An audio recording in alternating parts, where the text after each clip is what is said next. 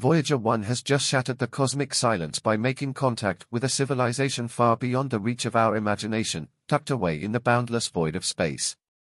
Voyager's signal was picked up by an unimaginably advanced alien species whose presence defies all our assumptions about life on planets other than our pale blue dot.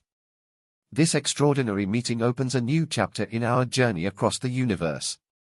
As the world grapples with the shockwaves of this revelation, the age-old questions that have haunted humanity since the dawn of time echo louder than ever. We ready to confront the mysteries that lie beyond the stars, and in our quest for understanding, will we find enlightenment or unleash forces beyond our control?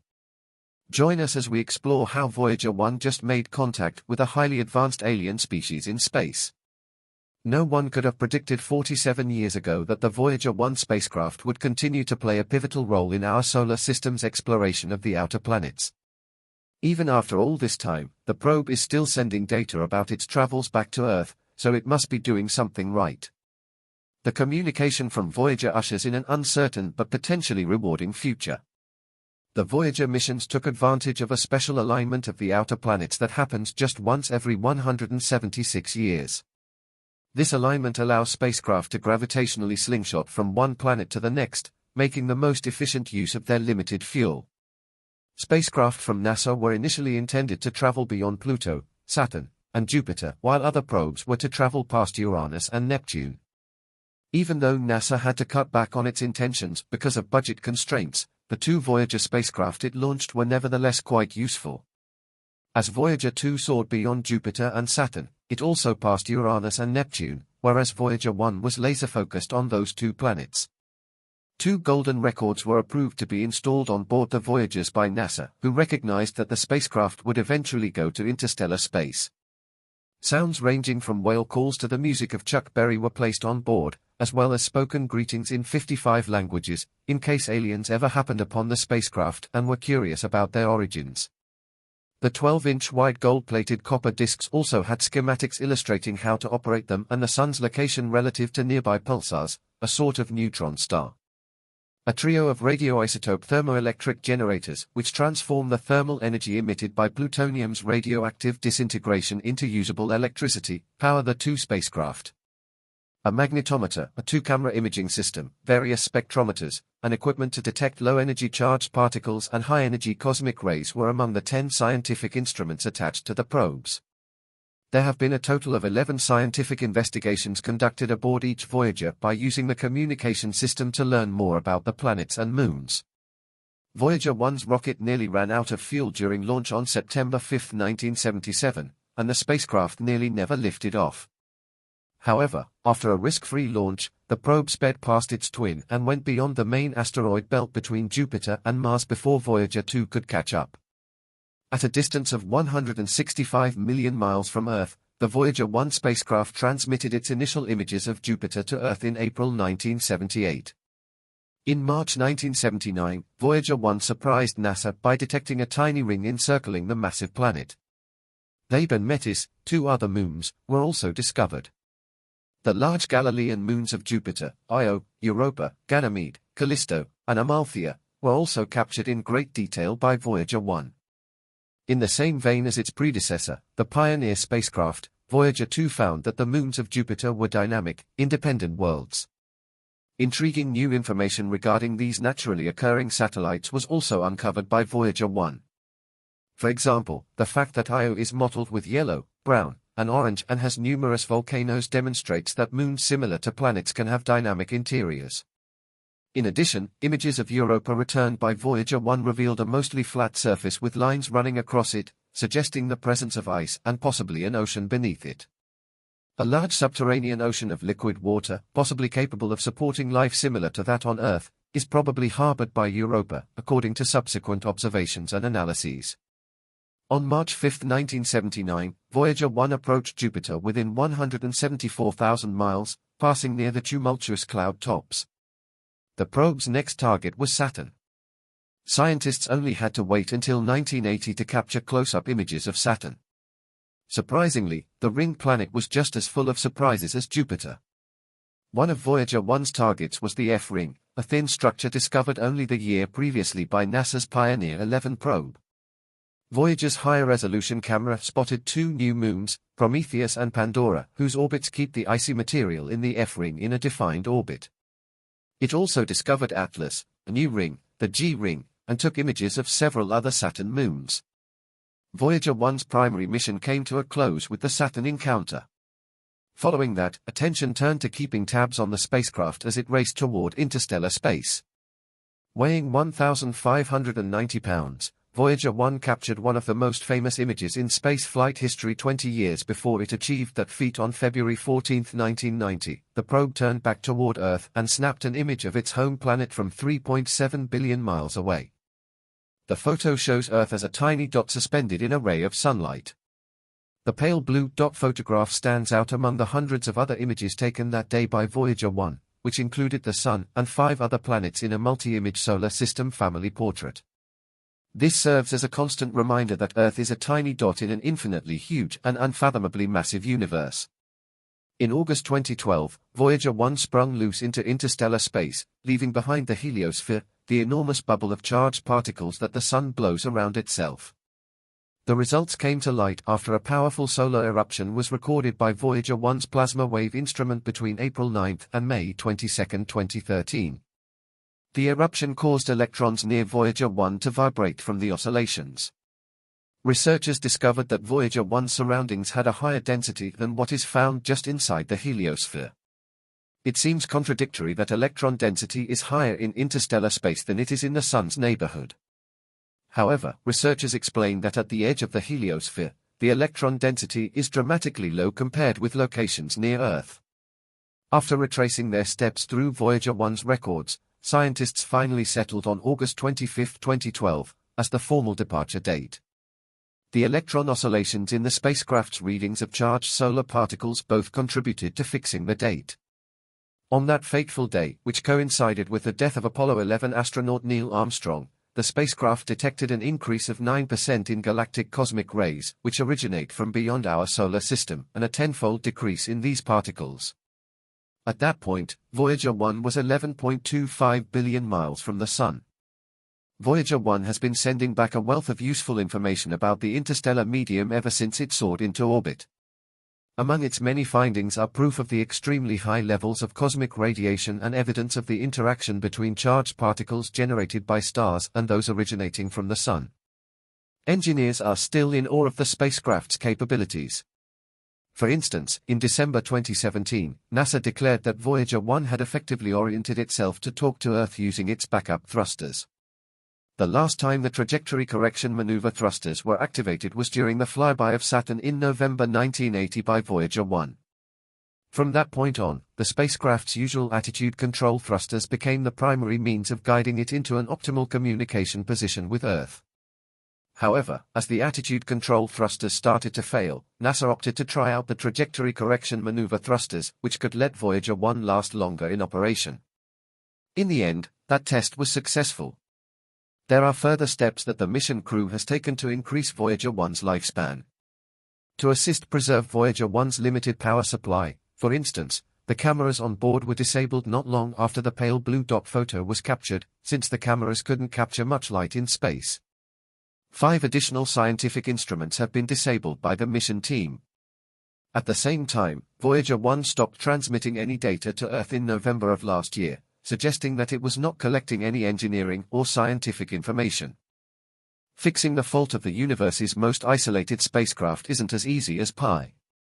Problems arose for NASA when the probe suddenly stopped relaying data on the stuff between the stars.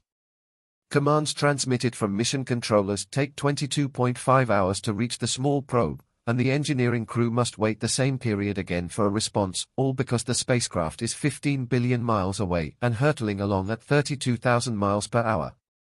More than 5 months have passed as NASA has worked on the matter. In March, the initial intention was to offer the spacecraft a digital poke. This method is analogous to a doctor using air puffs to identify cavities in teeth. The NASA team sent a command to the spacecraft, telling it to relay a full memory readout back to Earth, emphasizing any malfunctioning components. The Flight Data Subsystem, one of Voyager's 3 onboard computers, is in charge of packaging the science and engineering data before returning it to Earth. This chip is where the poke-reported malfunction was discovered. Because of the bug, the computer was producing repeating gibberish consisting of binary ones and zeros, giving the impression that it was stuck rather than providing science, temperature, and engineering data. Since NASA had to become creative because the broken chip couldn't be replaced, they had to find a different space in the flight data subsystem memory to store the troublesome code. The scenario became much more complicated because no single site could carry the entire section of the code, so they devised a plan to keep in touch and work together while dividing the affected code into smaller pieces and moving those pieces into the computer's memory. Now, the Jet Propulsion Laboratory of NASA has officially declared that Voyager is back in service following the most remarkable long-range software update in history.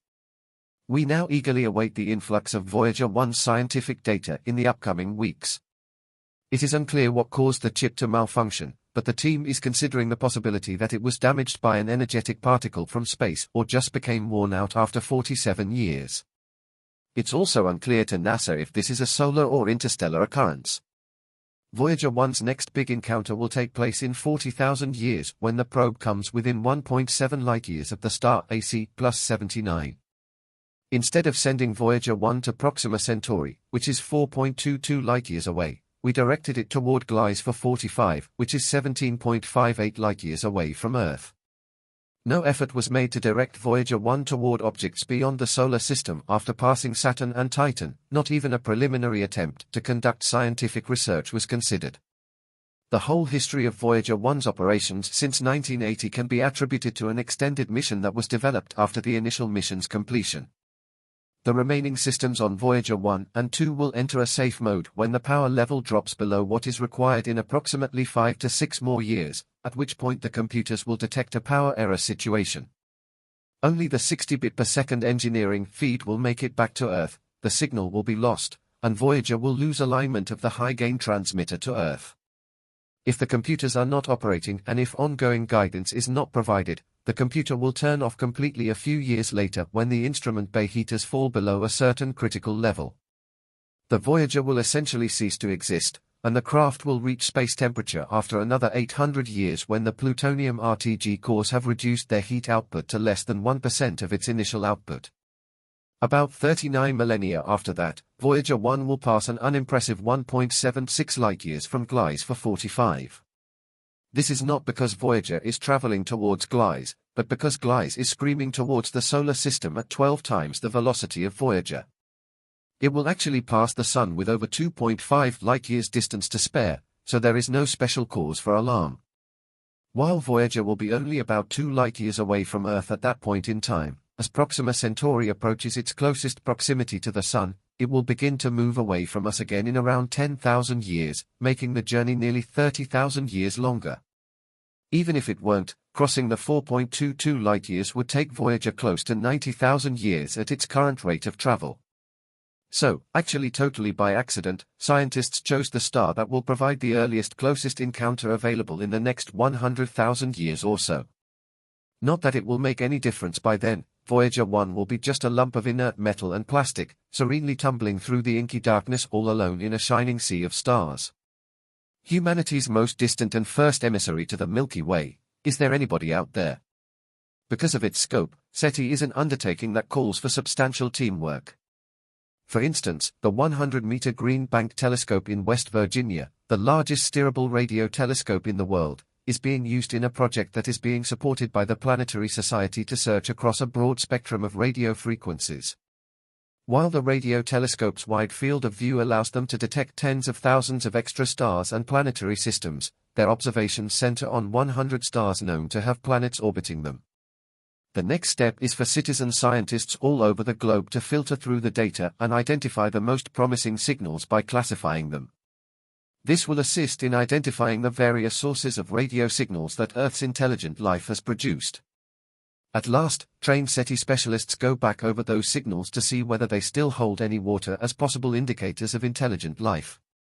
It all adds up to hundreds of hours of work for what amounts to a search for a small fraction of space.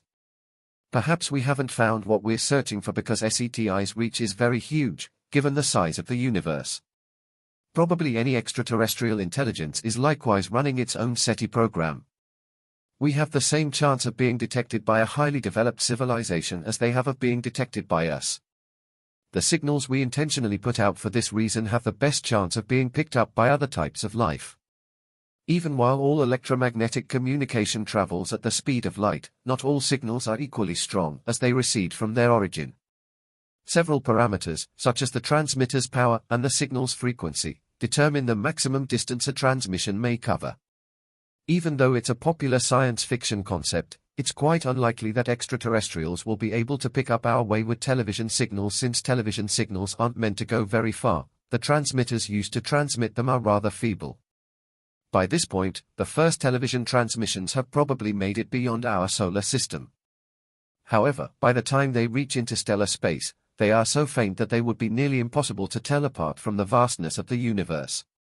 The range of some of our radar signals is probably going to be quite large. Similar to the now-defunct Arecibo Observatory, which used radar to detect faraway asteroids and other celestial bodies, missile detection radar makes use of extremely powerful transmitters. If the extraterrestrials weren't much further away than the nearest nearby star system, it's plausible that they might detect those radar emissions and determine that they were technological in nature. To be picked up by alien civilizations, humans have purposefully transmitted multiple powerful signals into space. The act of intentionally transmitting messages into space has sparked discussions within scientific and ethical circles. One worry is that our entire species and planet are entrusted to a tiny handful of people or even just a few individuals. A number of ethicists have voiced concerns about the inherent unfairness of this.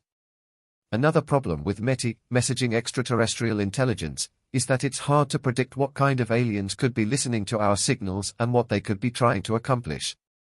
There is a chance that we could be discovered by an advanced alien race that is either trying to conquer the galaxy and wipe out all life on Earth, or by a more benign race that is interested in sharing knowledge about interstellar travel, power generation, or any other technology that could change the world.